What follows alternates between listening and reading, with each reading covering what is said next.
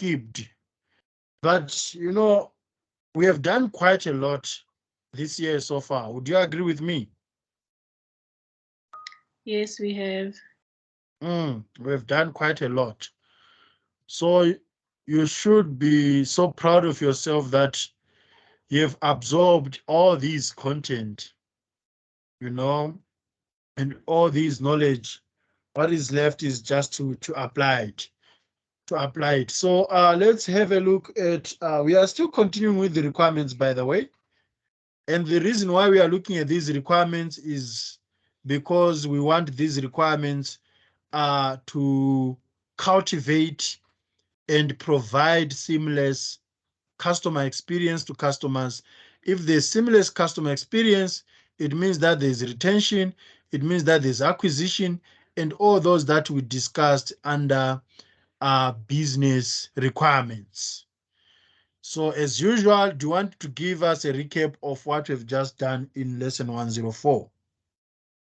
Okay, lesson 104, we spoke about usability requirements. We spoke about what usability is. It's an approach to website design intended to enable the completion of user tasks. We then went into what usability requirements involve. They involve expert reviews, which is usually done at the beginning of the projects, to identify problems with the previous design. And then we went into usability testing and what it involves. And we said for a site to be successful, the user tasks need to be completed effectively and efficiently. Okay. All right. That's correct. That's true. And thank you for that. It makes me feel so proud because I can feel that I'm talking to a human being. So many machines out there, by the way. Yes. And not just a human being, but someone who is also concentrating, someone who is there, not only physically, but in spirit as well. So thank you so much for that. And I'm so proud of you, by the way. Thank you. All right. Now we are going to continue with the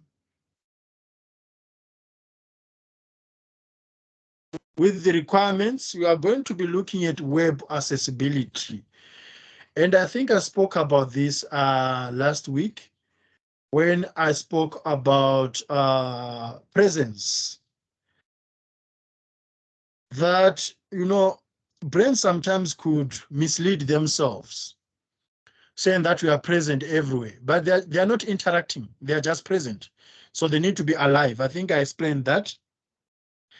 It's the same thing with web accessibility. You know, you have got a company website which is out there. So it means that the brand is accessible. But what is that company doing? Does it accommodate everyone? You know, think about websites that are written in languages that you cannot understand. Do they have a translation plug-in so that, you know, you can read through and understand and engage with it efficiently? For example, I have wanted products that I've been so desperate to have, and they are only available at an Afrikaans brand. And all of a sudden, everything is written in Afrikaans, and I'm trying to use Google Translate, and it says that the website is locked. So even if I'm not their target audience, I would feel discriminated that I can't get anything from them. I don't know if I'm making any sense. Yes, you are. They just lost a potential client. Because based on them, they don't feel like they've lost a client, because that they'll tell themselves that this is our key audience. Our key audience are people who speak our language. People do this and do that, you know. So even if they wouldn't worry about a cent that they are going to lose from me, what about inclusion? Because other clients who also speak their language, if they come across that I was not accommodated by them, they can ditch them. Do you know that? Oh, I didn't know that. We are living in a world whereby people care about societies, you know? People care about the environment. They care for the environment. So even if, for example, I'll give you an example, let's say Nike. You know, you live in South Africa and you're a brand lover. And whatever that happens outside South Africa is none of your business. All of a sudden you hear that the t-shirt that you are wearing for Nike that you love so much, there is a factory in DRC, which you will never live in DRC, by the way. There's a factory in DRC that manufactures those t-shirts, and they use child labor. They don't pay the kids at all. Kids are working 24/7. What would be your take? Would you continue using Nike as if nothing happened? To be honest, and I hope no one judges me, but yeah, I would. Okay, yeah, you would. People are different, but I know that there are many people take things to a very big level. Nowadays, you know, people talk about boycotts. I hear the word boycott many times, even things that have got nothing to do with them. Like this one, you know, someone will say, but well, I'm not living in DRC and I've paid for this thing, you know, it's my money. Then you've got those who say, no way, you know, I'm not going to get this. And a single voice that is poisonous, a single voice that is poisonous can affect customer experience for many. Just a single voice. And you wouldn't want everyone boycotting your your brand. I'll give you an example of H&M. I don't know if you came across it when they had a hoodie and it had a monkey on it.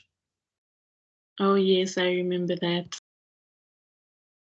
I mean, honestly, looking at it for me, as I was saying at the beginning of the lesson, that tiny stuff, people sensitize it, you know. I wouldn't know what was the reason behind it, but I think I tend to believe that it meant no harm, you know, or someone was not well informed enough, you know. But think about the furor that come out of it. Even someone who has never bought at H&M, all of a sudden people are like, you know what, we are boycotting, we are this. And I know that for that certain period, huge amounts were lost. So as brands, as companies, you need to consider all these things, even if sometimes you say, this is none of my business. It can be the business of your customer. That's what I'm trying to say. Let's say I go to the same church with an African speaking person and I tell them my ordeal. They'll be like, no way. We are going to address this thing with the brand. And if they don't listen, we are not going to buy it from them, you know? So they've lots of potential customers, but they're also losing existing customers. It depends with the context, it depends with products, it depends with the country, it depends with everything, but it is capable of happening.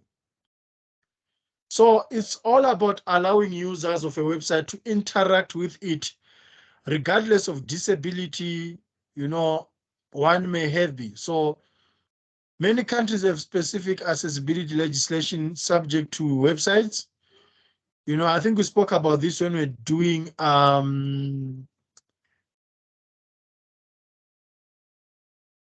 personal analysis, when we're doing personal analysis under legal. So we have got legislation that enables advertisers, for example, to be accommodating. So the legislation is intended to protect users of websites with disability, including visual disability. You know, this might sound heavy, it might sound complicated, you know, because at the end of the day, you can't make everyone happy, you know. You cannot make the blind see unless if you are Jesus and stuff like that. but you have to be seen as someone who is doing something about it. You know, before businesses it wouldn't matter when you are putting stuff on Google about the accessibility to your companies, whether they are steps, whether they are elevators or they are escalators. It wasn't an issue, but all of a sudden, the issue of accommodating wheelchairs is becoming imperative. I don't know if you've come across that. Yes, I have. Mm. If you are making a review on Google Maps, they ask, does this area accommodate wheelchairs? So it's all about accessibility.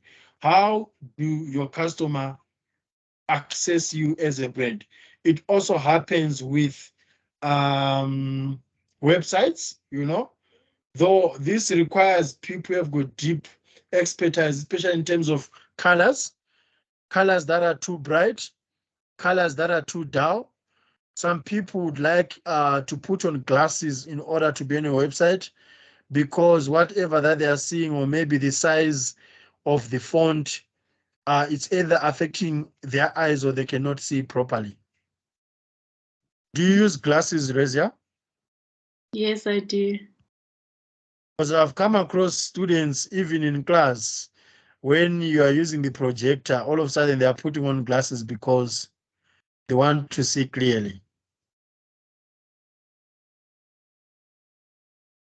So it is the same thing with websites. So when you are coming up with the requirements for the website, you also have to make sure that it is accommodating not only in terms of disability, but also in terms of one's identity. People don't have to feel isolated because of your website. It needs to have those plugins, you know, translation, interpretation. Even if you are a person who doesn't love pub, for example, and Iwisa has got a website, they also need to inspire those who have never eaten pub, how it is made and stuff like that. Like accessibility can also be in form of accommodation. How do you accommodate your users? You know, do you consider their backgrounds? Do you consider what they need to do?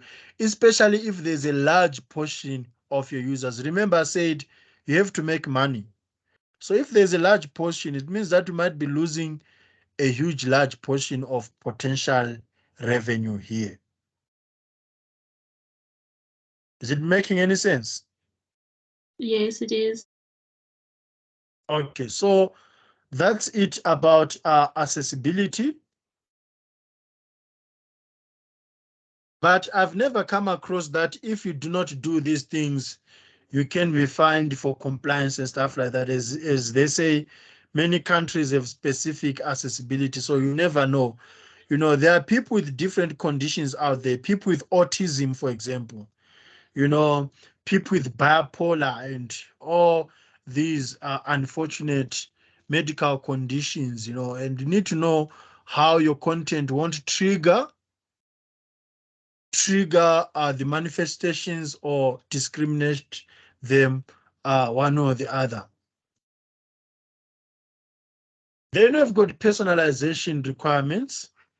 And you know, students sometimes come under huge confusion when it comes to personalization. It is under 5 eyes. Where does it fall under when you're looking at the 5 eyes of achieving customer extension?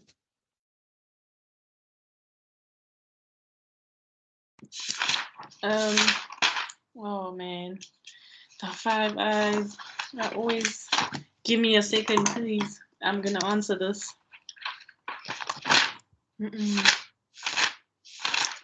Oh man. Personalization comes in at individualization. Yes, individualization. Correct. So that's individualization. Here it's coming as personalization, and I know that there will be somewhere where it will come as customization. Same things that I meant to confuse you. So the serving of customized content, product or promotional offer, recommendations to website visitors or app user based on their characteristics. So as I said, you have personalization on the discover or analysis phase, when you're asking yourself who is your key audience, the moment you identify your key audience, you can then personalize the product. You can then personalize the communications.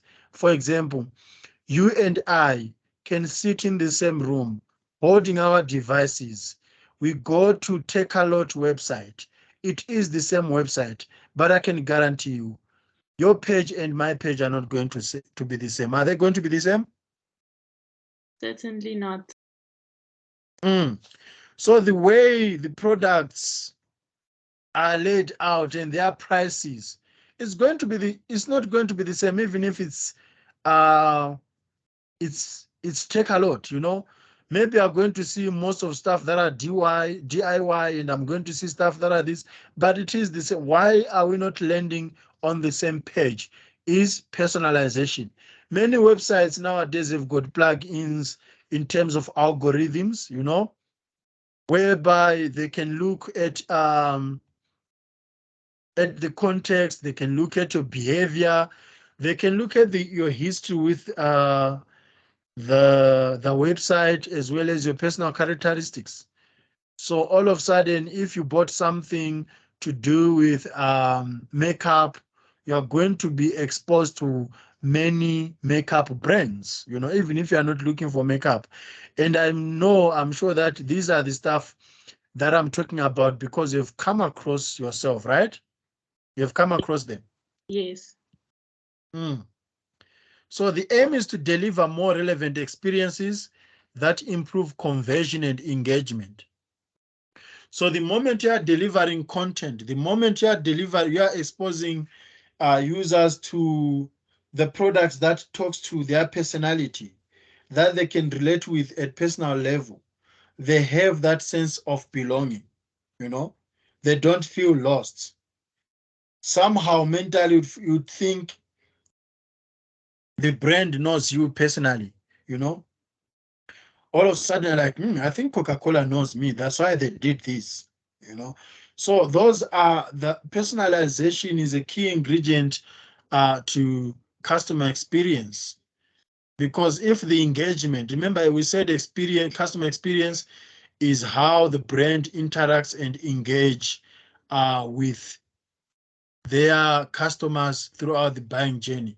So if you engage with the customer at personal level, chances are high that they are going to have to feel that sense of belonging, and they would engage more with you, and you can actually become a brand advocate. I have a question. Mm-hmm.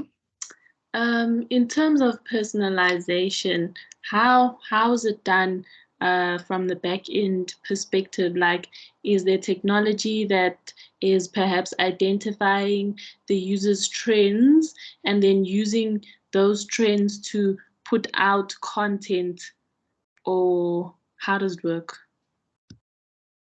Okay, there's what they say native content, and yes, there are so many tools out there, depending on your affordability, because some can be expensive and some can be free. So there are so many tools that you can use on the back end, You just put your keyword. Let me see. Let me try something. I just want to see if I can access my website here. Ad manager. Because some of these things I also use at work, though, at entry level, because I'm not into coding, into IT, though I'm learning lots of these things because it is relevant in marketing and stuff like that. So let's see if I'm going to win here. Stop sharing.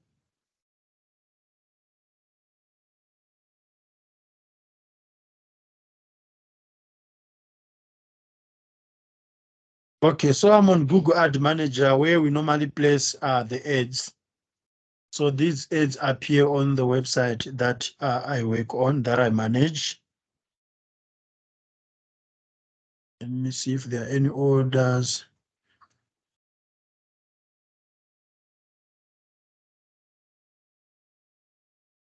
So let me try to create an order here. Oh,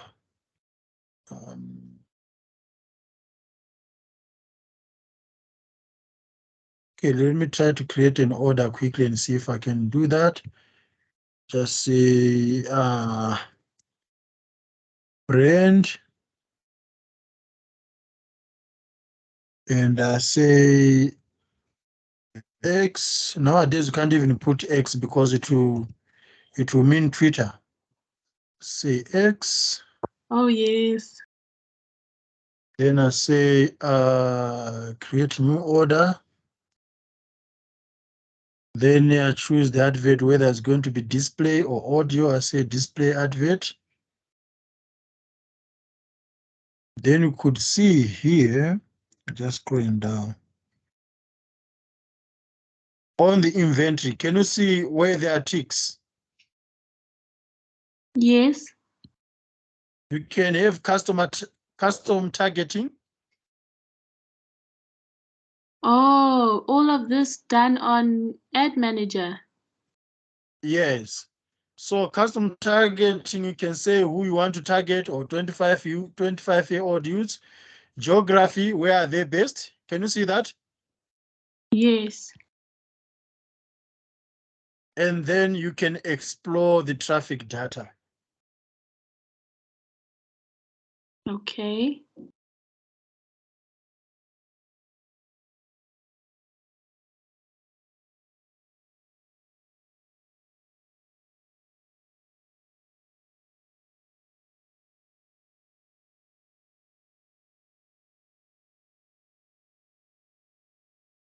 Hello?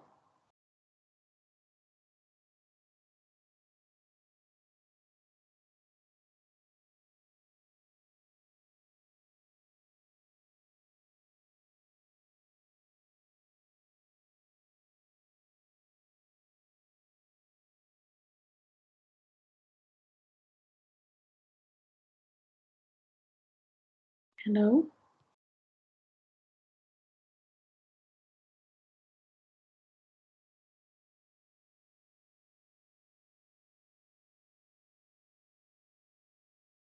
Can you hear me now, Razia? Yes, I can. I lost you there. Yeah, my network just disappeared for a while. Ah, okay. So as I was saying, that tools are there, and you just need someone who is well aware of what is it that is trending out there. You know, what is the best tools that can be used to come up with these insights, to have effective personalization, because sometimes these tools can also get it wrong because they are machine, they are not human beings. All of a sudden I can start receiving content that is pregnancy related, but I can't fall pregnant.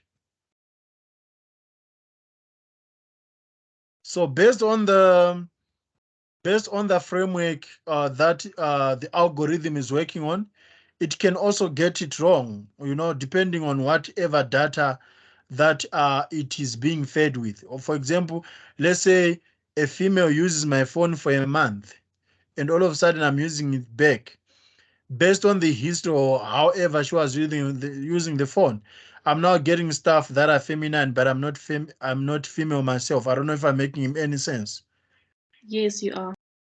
Or sometimes the algorithms, can use behavioral psychology, a theory out there that would say that when a person is 40, it means that uh, he or she is married or has got kids. What if you're not that kind of a person? Exactly. All of a sudden, they are feeding you with information based on assumptions. So sometimes they get it right, sometimes they do get it wrong. I hope you are answered.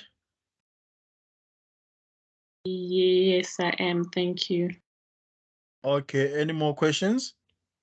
No questions. All right, then the different levels of personalization. So you can use optimization. I think we spoke about optimization on Thursday on lesson 102. Using A/B testing. So this will be optimizing to identify which page elements and variations are important to increasing conversion. So realize that not all the pages of the same website performs better. The same thing with your social page posts or even your statuses on WhatsApp. They don't perform the same. Sometimes you have more viewers or more people responding to it. Sometimes you get zero. So you need to optimize and see which pages are more important to increase conversion. You also need to use segmentation. So this will be personalization to save different content. For example, if you have got segmentation for the youth and for the baby boomers and stuff like that, you would have content, personalized content for the youth and personalized content for the baby boomers. Then machine learning or predictive analytics can be used to save most relevant messages. As I said, sometimes machine learning can learn something wrong. It does happen based on the input that it is being fed. Or sometimes the predictive cannot carry out its function, especially if it is not programmed in the area where it should be saving. Remember, most of these technologies can be from developed countries like America. So whatever input that they have will be based on American societies. What if you are in India, and American societies are completely different from Indian societies or from South African societies? I don't know if I'm making any sense, Razia. Yes, you are. All right. So that's how you'd use the different levels of personalization. Are there any questions? No questions. Okay, that's it about lesson 105. We are left with only 2 lessons. Let's have a break and let's meet at quarter to 10 to. Is it okay? Yeah, that's cool. 10 to is cool. 10 to. Okay, let's meet at 10 to. Okay. All right, thank you.